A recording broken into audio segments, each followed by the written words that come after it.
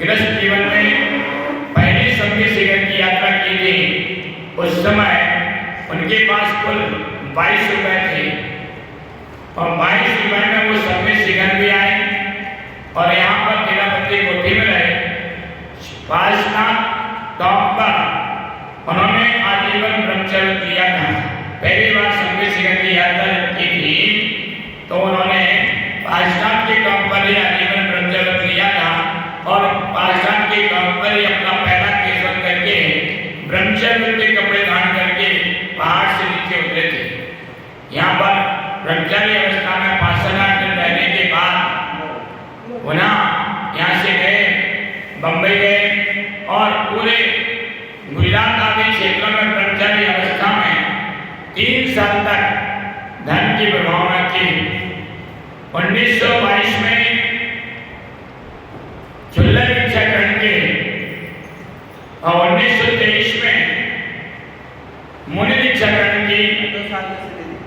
उसके पश्चात 1926 में गिरिडीह में ही उन्हें आचरण प्राप्त हुआ था।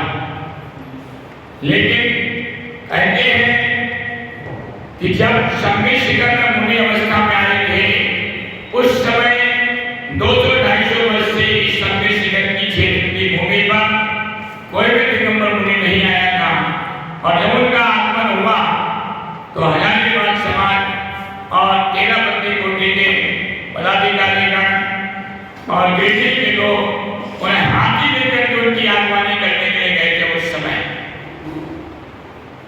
इतनी धन की प्रभावना उनका तब था, लेकिन वहाँ बाह्य आडंबर और फोटोबाजी से दूर रहते थे, जिसके कारण से उनका प्रचार अधिक नहीं हो सका। कुल उनका संयम काल भी ज्यादा लंबा नहीं चला, कुल 22 साल का उनका दीक्षा काल रहा है। 1944 में उनकी समाधि हुई है। उन्होंने ज्यादा दीक्षाएं भी नहीं दी, कुल 5 साल 8 दीक्षाएं दी थी। इसलिए आचार्य शांति सागर जी के विषय में अधिकांश लोग विस्मित हैं, लेकिन उन्होंने जो महती प्रभावना उस समय की है उस प्रकार की प्रभावना किसी के माध्यम से नहीं हो सकी है। आचार्य शांति सागर जी महाराज मूल आमनाय के कट्टर 8 परंपरा को मानने वाले साधक थे। उन्होंने कभी किसी का विरोध नहीं किया, कभी कुछ भी नहीं किया। इस प्रकार से अपने जीवन में कहते हैं कि 8-9 हजार उपवास उस 22 साल की साधना में उन्होंने कर ली है। सोचो कितना उनका तप और कितने बड़े तपस्वी थे। जहां वो जाते थे उनकी अद्वितीय धर्म भावना होती थी। उनके परम भक्त इंदौर के सरसे हुकुमचंद जी थे। पहले तो वो दिगंबर महिलाओं को मानते नहीं थे। जब उनकी चर्या को देखा तो हुकुमचंद जी बार-बार उनके चरणों में जाते थे और 1924 का पहला चातुर्मास उनका इंदौर में हुआ। 25 का चातुर्मास ललितपुर में हुआ। ललितपुर में जब चातुर्मास हुआ उस समय रेलवे की लाइन छोटी थी, लोग बहुत आते थे तो खिड़की पर कितने भीड़ रहती थी कि एक खिड़की से टिकट नहीं दे पाते थे, तो उस रेलवे स्टेशन पर 2 खिड़की बनाना पड़े।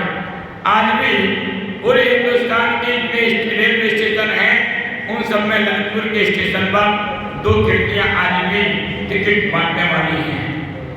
और वह इतने लोग आए, कहते हैं कि क्षेत्रपाल के पास में एक छोटी सी जगह है, वो टापू के रूप में थोड़ा ऊंचा स्थान था। पहले लोग जंगल में जाते थे और मिट्टी से हाथ को मांजते थे।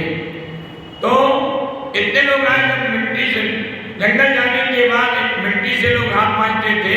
वो टापू खुदते खुदते मिट्टी खुदते खुदते और एक गड्ढे का रूप ले लिया, तालाब का रूप उसने ले लिया। इतने लोग उस चातुर्मास में आते भगवान शांति सागर जी महाराज के पास आए। तो तात्पर्य यह है कि आचार्य शांति सागर जी महाराज का अपना जीवन का बहुत आदर्श और तप त्याग के साथ में व्यतीत हुआ। आज उनका 103वां दीक्षा दिवस है। हम भावना पाते हैं या तो भगवान आप जहाँ भी हो वहाँ पर रह करके भी इस लोक में पधारें और शीघ्रता से निर्वाण को प्राप्त करें। हम भी आप जैसे करके और उसी मार्ग को प्रशस्त करके शीघ्रता से कर्मों का क्षय करें। इसी मंगल भावना के साथ आचल